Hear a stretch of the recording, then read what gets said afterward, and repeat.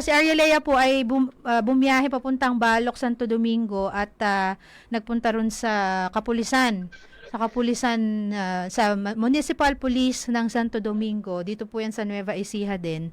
At palitan natin yan, 3 pala yung bata na nalunod. 3 bata, oo. So yung title natin, hindi mali.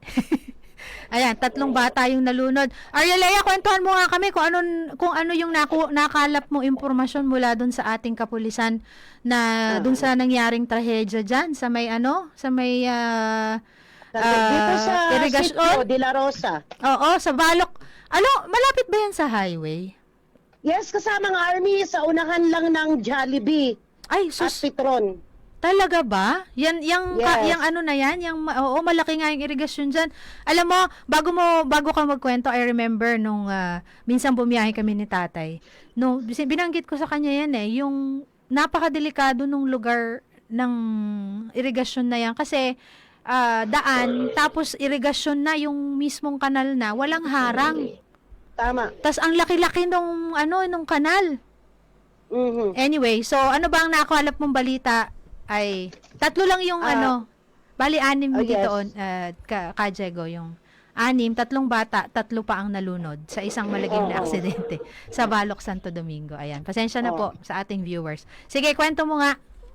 So dito kasi sa spot report na nakuha natin kasamang army, noong January 16 nakarating ang report sa PNP Balok alas 5 na merong nalunod dito sa Sitio de la Rosa, Barangay Balok, Santo Domingo, Nueva Ecija. Meron tayo niyan video, dito lang yan sa unahan ng Petron. So ang driver ng kolong-kolong ay 34 years old na si Angelica Sinense na namatay. Ang pasahero niya ay si Renji Sinense, 8 taong gulang, lalaki. Si Gwen Joy Arciaga, 7 years old, babae. At si Rian, 6 years old, babae. Lahat residente ng Sitio Butid, Barangay Malayantok, Santo Domingo, Nueva Ecija. Lahat ito kasamang army ay namatay. Sus, Mario. So maliban doon sa mga namatay na to, mayroon siyang sakay na mga estudyante galing sa Balok Elementary School. Si Queenie Arciaga, Tababa, 10 years old, babae, buhay. Jen Arciaga Rodolpa, 7 years old, babae, buhay din to. Si Jassy Sinense Rodolpa, 9 years old, babae, buhay din to. At si King J. Arciaga Talabok, ang pinakamatanda, 10 years old, dalawa silang 10 years old, buhay rin to. Lahat din ito ay magpipinsan, magkakapitbahay sa Sitio Butid, Barangay Malayantok, Santo Domingo, Nueva Ecija. Ang masaklap dito kasamang army, ng mga oras na daw yon, pauwi galing sa school, ang mga bata din na minamaneho nga ni Angelica Sinense, yung motor na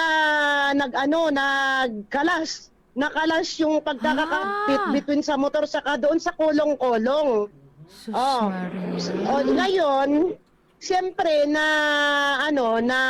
nagulat yung driver and then nagpanic siya dahil na nagkahiwalay. Kaya yon, na-detach yung mga metal doon na nakakabit, nawalan siya ng control sa steering sa pagkakahawak niya. Kung kaya bumangga na ito sa irrigation canal at nalaglag, na naipit ang mga bata sa loob. Ngayon, mayroong 2 lalaki, si Mr. Fernando Madukduk, 59 years old, at si Mr. Joel Trinidad, 49 years old. Mga residente ito ng Barangay Balok, Santo Domingo, Nueva Ecija. Nakita ang pangyayari, tumalon ang 2 para iligtas itong mga bata. Naku. Unfortunately, sa nakita nating sitwasyon kagabi, sa mga video at saka ngayon, malakas ang agos ng tubig. At ayon sa pulis, kay Sir Valdez, nang ma-interview natin, ang lalim nito ay nasa mahigit 20 feet. Naku po. Dahil ito yung bagong gawa. So, nalunod din si tatay, si Fernando Madukduk, saka si Joel Trinidad. So sila ang pinakahuli na search and retrieval kagabi. Ang BFP, ang PNP Balok, kung ano pa mga organisasyon ang nagtulong-tulong para ma-retrieve yung cadaver nitong dalawang mga superhero na mga tatay na tumulong. Nako. Kaya nga lang, binawian din ng buhay kasamang army. So, self-accident itong kaso. So, ganun pa man, nakakalunos na pangyayari kasamang army dahil puro bata. Oo, kasi nanundo pala. Anong school kaya nag-aaral yung mga yan? Alam mo ba? Naitanong Balok. mo? Sa Balok. Elementary school, yes. Ay, sus Maria. Accident, nalagim na trahedya talaga. Oo. Oo, nakakalungkot. Nakapag-interview pa tayo kanina mismo sa Balok, sa pinangyarihan. Ito naman daw, driver, hindi naman daw talaga ito talagang nagsusundo, yung asawa daw. Kaso kahapon daw, medyo nakainom yata yung asawang lalaki. Kaya yung babae ang nagsundo at meron daw mga batang nakisakay, nakiride on, pauwi. Ay, ganun. Yung nagkukwento sa'yo na yan ay nakasaksi o kakilala ba, kamag-anak? Yes, nakasaksi kasamang army, yung mga naunang nakakapag-send sa atin ng mga video at naunang nakuhanan natin ng impormasyon, ito ay pamangkin nung driver mismo, auntie niya yung namatay. Ay, kawawa naman yung mga bata. Pero, yung aksidente ay bandang alas 5 nangyari, ano? Pauwi galing ng eskwelahan. Alas 5 ba ng hapon? Alas 4 kasamang army, kaso Oo. sa report alas 5 dahil itinext sila. Meron ako mga napanood ding ibang video dyan sa social media kasi talagang naging viral, nagkalat yung mga Opo. videos. Meron di malalim, tas malakas din yung agos, tas parang merong drop doon sa ano ba yung drop na yun? Yung parang kung saan bumababa yung tubig. Yung army doon sa dulo, hindi na lang kasi tayo nakalapit doon dahil Oo. may drop talaga, oo. Yung bandang okay, so yung drop doon parang siguro doon pumailalim. Sa sobrang Oo, doon, I don't doon. know, hindi ko rin naman kasi narinig ko lang na ini-explain nung mga nakasaksi at nakapag-post ng kanilang mga documentation sa Facebook na meron ngang doon sa area ay merong drop kung Oo, saan may malapit drop, nalunod yung mga bata at saka yung driver. Yes, at yun yung unang video na natanggap natin galing kay Margel Pascual, yung pamangkin ng driver. Ay, nako. Condolence po sa pamilya ng mga namatayan at yung palang mga ibang pala, maalala ko, yung mga na-rescue, yung alive, nasan na sila ngayon? Na-hospital ba? Yes, nasa ospital kasamang army kasi Oo. kagabi, yung iba dinala sa Talavera, PJJ, and then yung dalawang bata dinala sa Good Samaritan Hospital. At meron pa tayong info na yung palang dalawang bata na magkapatid na namatay, inuwi ang bangkay sa Karanglan, pinauwi nung nanay na nasa abroad. Doon pinadala yung bangkay. Nasa abroad yun pa yung nanay. Yung tatay Yes. ay nasa... Nandyan, oo, nandyan. Sus, Maria Josep. Ayan. So, nako, kaya kailangan po talaga, yung sa ating mga tagapanood, tagapakinig, kapag po bumibiyahe kayo, mainam na i-check yung ating mga sasakyan. Kasi kung ito talaga yung nangyari, na nabaklas yung kung ano man doon sa sasakyan, talagang hindi maiiwasan merong mga aksidente na maidudulot yung mga ganun eh. 'Di ba? Yun nga. So kasama, yes. Kasamang army, bago tayo magpaalam, nais natin magpasalamat sa mga kapulisan ng Balok, Santo Domingo, na pagdating pa lang natin doon, inassist tayo kaagad ni Sir Valdez, siyang na-interview natin, at hinanda din kaagad, pinahanda ka din kaagad ni Hepe, yung spot report para makuha natin. So maraming salamat naman po sa Municipal Police Station ng Balok, Santo Domingo, sa pag-antabay po sa amin para sa balitang lokal. Ayan. Yan ba, ang happy ba ay si Sir Melchor Pereja?